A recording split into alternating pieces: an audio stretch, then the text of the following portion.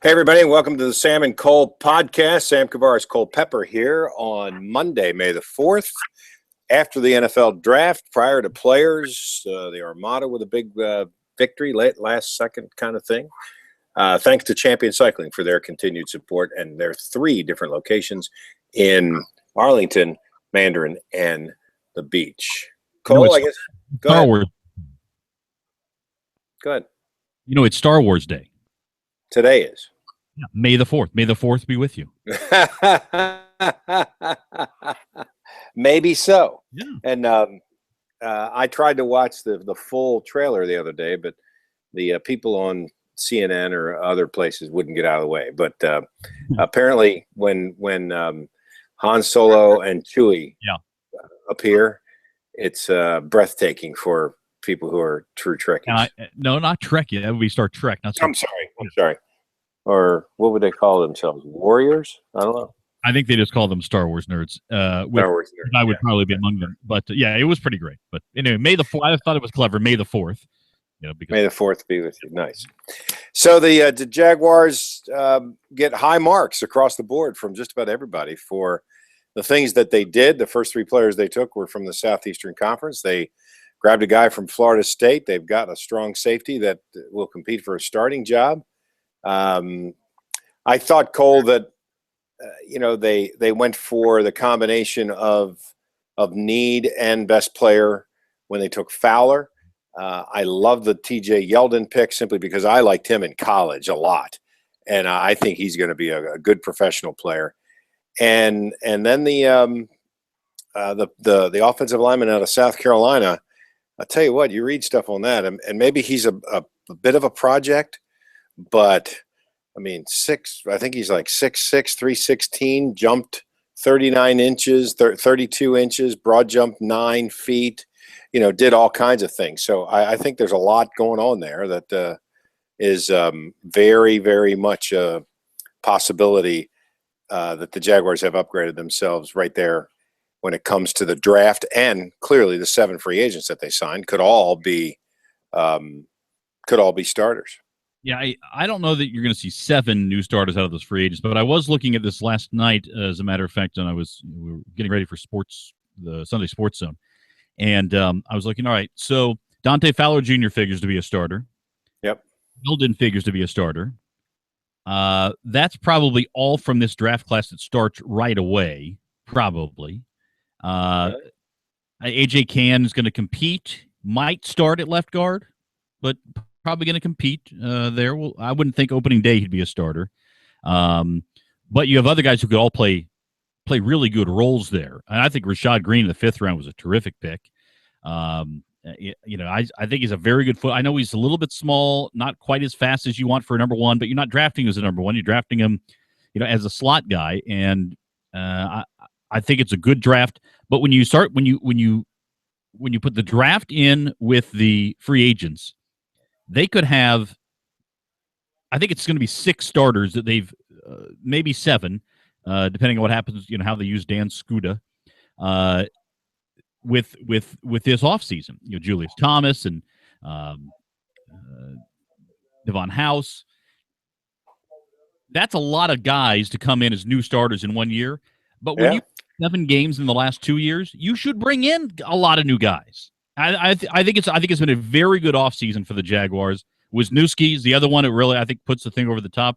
I think this has been an A offseason for the Jaguars, and I thought it was a B plus before they got Wisniewski in free agency. Now with him in this draft, if this is all contingent upon Dante Fowler being the kind of player they think he is, and if he's a pass rusher on par with Tony Brackens, let's say, if he's that level of player. You mean the only pass rusher in Jaguar history? That's the one. Yeah. That one, right? So, an 8 to 12 sack a year guy doesn't have to be Derek Thomas or Michael Strahan or something. But if he's an 8 to 10 sack a year guy, and then they've done everything that they need to do in order to put themselves in line to be still in contention for the playoffs after Thanksgiving. And again, that is what my gauge for, we've talked about the over-under for wins and so forth, and certainly that'll impact to some extent. But for me, It's about, are they in it after Thanksgiving? Do the Jaguars matter when you're looking for the Durkees for the leftovers? Who's going to start at weak safety, at free safety? I don't know. To me, that's the question. I mean, is it a draft pick? Is it a free agent? Is it somebody who emerges in camp? Because that, to me, that was such a glaring omission, particularly when it's somebody who has to cover the tight end or any kind of H-back that comes out of the backfield. That is such a part of what happens in the NFL these days that the Jaguars need somebody who can get that job done. That's the one position you go, because if you just assume that the Jaguars are going 2 tight ends and no fullback, which looks pretty obvious that's what their plan is, or 3 tight, which is what Dave Caldwell told us. Yeah. That they would not have a fullback on the roster this year. They don't. So it's easy. That's something it's you can believe them on that. There's no doubt about it. Right. So the areas that the only position you just don't know. I mean, you don't know how they're going to use some of the linebackers, and and Scoot is the one guy. How are they going to use him? You figure Telvin Smith and Posluszny will be utilized in there, but how are they going to work everybody there? But that free safety spot, I don't know. I mean, Cyprien's not a free safety. This guy they drafted is not a free safety. Josh Evans, I guess, is your best bet right now. Which means that they'll have the same problems that they had last year, since Josh Evans was part of what they thought was a solution last year. But I think that's something that they have to address. I don't think they're done. It wouldn't surprise me to see Greg Jennings sign here. His agent advised him to not sign anywhere until after the draft. And, the Jaguars want to make him an offer that gives him a chance to come in and part of it's locker room, part of it's production. But, they're still looking for somebody like that. So it wouldn't surprise me if they signed somebody who could get the job done, not as clearly a premier free agent. But this is going to be a better football team. I don't think there's any question about that. They are more talented. They are deeper.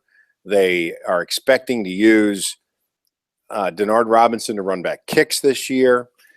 They are a better football team. Bernard Pierce is kind of an X factor there. I mean, this guy was very productive and cost the Jaguars nothing, gives them a whole different kind of running back there. Dave Caldwell said that it wouldn't bother him if they kept 5 running backs on the roster, since they were not going to keep a fullback. So there's going to be plenty of competition, and that's the one thing you need in the NFL in order to elevate your game. You just can't be plugged in as the starter. You have got to compete for your job, and when they do that, it means that there are other guys on the roster who are pushing people to play better, and that's where the Jaguars are beginning to get to. Not at every position, but certainly with this offseason, they have made a quantum leap between what they did between year 1 and year 2. Yeah, and now that all being said, if Bortles doesn't take the step forward that you would expect a second quarterback to take, it doesn't matter. Yeah, they still win 3 games. That's right. I did find it interesting that their last 2 picks, they picked Neil Sterling from Monmouth, who played wide receiver in college, but is really more, I think, suited as a slot tight end, an off the line tight end hybrid, whatever you want to call it, 6'4", 235. Then they picked Notre Dame tight end Ben Koyak in the 7th round, 6'5", 255. It's odd to pick 2 guys who are basically, by NFL standards, smallish tight ends. Koyak's a little bit bigger, but who non-Mercedes Lewis, non-Kyle Brady kind of tight ends. Pick them both there back to back. I think that's interesting, and I don't know if it tells us what their plan is, and maybe it's just a matter of, if these guys are intriguing and they think they might turn into something, so you stockpile up on targets for Bortles. But those are interesting back-to-back picks in the 7th round to wrap up the draft. What if those guys are only special teams guys? And you like guys that size to be on special teams. I mean, to me, I think that's certainly a possibility. I want to know, why did the Jets want to get in front of the Jaguars to get Bryce Petty? The Jaguars weren't going to take Bryce Petty. Maybe a lot of times that's the situation where a team is afraid somebody else will make the call first. But okay, right. I don't think they were afraid that the Jaguars were going to take him. I think Petty's an interesting. I think it was a good flyer to take. I'm just not sure that they needed to trade up actually to get him. Maybe they heard something in the pipeline that somebody else was going to come up, try to get up there. But the Jaguars ended up making a deal there, getting an extra 7th-round pick, and we'll see how productive that is. Rookie minicamp comes up Friday and Saturday this week. And remember, that is only rookies and first-year players who will be there. And it is open to the public. You do have to register at Jaguars.com if you want to go. By the way, the undrafted rookies that they signed, they're storylines. Oh, and it's funny because, some of these guys, and you could have put Denard Robinson in this, although he's a phenomenal athlete, but some of these guys who are superstars in college, Nick Marshall obviously is the name that jumps out there. There's just no spot for him in the NFL. And it'll be interesting to see if Marshall can play corner, which is what they have him listed as. It'll be might also be used as a return guy. Right. By the way, they also the Jaguars also signed a guy named Matt Robinson. Yeah, I said it last night. So no, he's not going to come back. Maryland linebacker. So it's linebacker Matt Robinson. And they did sign a backup or a quarterback as an undrafted rookie. Jake Waters, who was the guy who replaced Colin Klein at Kansas State, and very good dual option, run pass kind of quarterback. Very productive and pretty good size. Again, I used to say, and I will still say it, if you don't have your quarterback, if you're not convinced that you have your quarterback, bring a new one in every year, whether by draft or undrafted rookie, whatever. I think if the Jaguars had not drafted Bortles last year, they would have drafted somebody in this draft for certain. But even with Bortles having been brought in and he's unproven, I think it's a good idea to bring a guy in. So if he's got some things you think that could develop, bring him in. See what can happen. You never know when you're on the next Tom Brady. I don't disagree with you at all. I mean, there's no reason not to bring guys into camp and see what they can do. And that seems to be where if of all teams, the Jaguars are a team who certainly can afford to do that. Bring in anybody to try to make them better because you win 9 games in 3 years. You don't have any rights to anything. You're just a team out there in search of. All right. So you mentioned the rookie minicamp that will be attended by almost nobody because it's Players Championship weekend. Right. Just dominates anytime you have it. 9 former champions of the Players will be out there this week, plus the world's number 1 and the world's number 2 players. So, and a heartbroken Tiger, and a heartbroken. No more Lindsey Vonn. Apparently, he wanted to go cross country skiing and not continue to ride the mogul. It'll be interesting to see what he does here because he did not hit a fairway until 13 at Augusta in the final round, and I mean we're talking about with some of the widest fairways out there, and Augusta doesn't even have any real rough. But if you don't hit fairways fairways at the Players, you're not going to be competitive at all. Period. Yeah, you won't be. I like Furyk. Really? I don't. Yeah, and I don't dislike Rory. I know that's the chalk, but Furyk is playing so well, and I think his confidence. I think he's let a lot of this stuff go out of his head. He's just let it go, and I think he's playing with some confidence. The golf course itself sets up perfectly for him, and if his putter is working, if the greens are decent, then I like Furyk and McIlroy's. I mean, he is the number 1 player in the world, but I like somebody like that. All right, and who's your dark horse pick? And I'll give you my pick and my dark horse as well here. I don't know. I mean, you could take somebody. I mean, it's easy to say Luke Donald every year because you're like, why doesn't this guy compete here at the highest level every year? It seems like the golf course is set up perfectly for him. But I'll say Graham McDowell. That's not much of a dark horse because he's an easy guy to pick. He competes here pretty well on this golf course. All right, my pick is Jordan Spieth. I think his game on this course, I remember. I think it was either Elkington or Hal Sutton when they won back in the late '90s when it was I would just starting to cover this tournament, and they said it was one of the two of them said it's a second shot course. Whatever you do with your second shot is going to really tell you how you're going to do on this course. Now the course has changed a bit over the years, but Spieth hits it so straight and he makes so many putts. And he was in contention last year. I like Spieth to win it this time around. And here's a dark horse for you. And this is a dark horse. You went with a favorite with a local tie. Here's a dark horse with a local tie. Watch out for Russell Knox. Huh. Plays well here.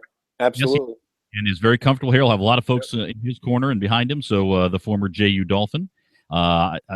He's my dark horse pick this year. If he was playing now, if he was in his 20s instead of in his 50s, I'd pick Faldo to win this tournament every year. Because, as you said, second shot golf course, Faldo, much like Hogan, was so precise with his irons. The old joke, Hogan said, "How far is it?" The caddy said, 142, 143. And Hogan said to him, "Well, which one is it?" So, and that's the way Faldo is, and that's to make birdies on this golf course. You have to hit that second shot to a very specific spot on the green.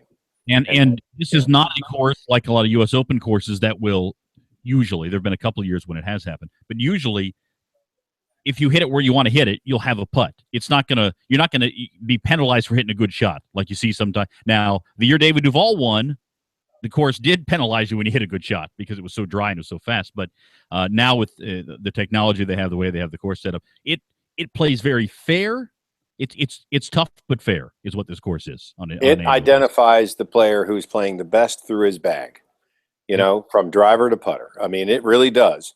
It's not going to favor Bubba Watson, but it's not going to favor whomever the best putter on tour is these days. It's going to, if you're hitting it straight, if you've got the different things that you got going on, that to me is that's what the beauty of this golf course. So, and it's not, the Bombers do not get an advantage because they're only, even on you look at the par fives, even on number 9, the Bombers don't get that much of an advantage. I mean, 2 and 9 are. You can't hit really. Most guys don't hit driver in either place because if you do, you can hit it through the fairway. 16, you can hit it way down there, but a lot of guys hit 3-wood there. 11, you get and 11, if you hit it down that right side, it gets skinny down there. But heck, you could have 7-iron in there. And you have to hit it over the tree if you hit too far right there, which means you have to get iron. But which I've been in that spot before. But it's not one of those where and the par fours, you don't have one of those things. Boy, this should be a par 5, but we turned it into a par 4. Like at the match play championships yesterday, Rory drove the greenside bunker on a par 4. Right. That's what this course is all about. Amazing. All right. Armada come up with a last-second win there. Kind of a stoppage time, right? Stoppage time. Keita, and just to give a little bit of background here, in the 82nd minute, Guillermo Hoyos made the tactical decision to put in Akil Barrett, who's a rookie. He was a second-round pick of Orlando City. Got caught up in some numbers games there in terms of international players. He's from Jamaica, but he's super fast, and he's just a go-forward guy right now. And he puts him in. He subbed him in for a midfielder. And midfielders are usually, some forward, some back. In the middle of the field, they've got to play both sides of it. But they put him in, and he just went forward. And he actually tracked way back to take the ball away in midfield, and then it's just turned, and it was just like, I'm making a beeline for the goal. And he did, and he got to the top of the 18-yard box, and then instead of like hitting a full swing with a leg, it was just like another dribble with a little heavy touch, and it went right to Keita, perfectly placed, and then Keita knocked it in the 92nd minute for the win. And wow. So a lot of fun to be a part of that. And if the Armada win this week against Indy 11, who come to town for the first time, they could be as high as second in the table after 6 weeks of play, five matches for the Armada in the spring season. Very good. We will update you toward the end of the week. How about maybe Friday, something like that. Somewhere before the Players is over. We'll try to update you. Yep. See what's going on. All right. Should be good. Keep in mind, you can always stay in touch with Sam on Twitter at Sam Kavaris. Keep in touch with me on Twitter at Cole Pepper. And anybody else we need to thank today, Sam? And thanks again to Champion Cycling for their continued support. 3 locations, Arlington, the Beach, and Mandarin. All right, that'll do it for the Sam and Cole podcast. Thanks so much for tuning in, and we'll talk to you next time.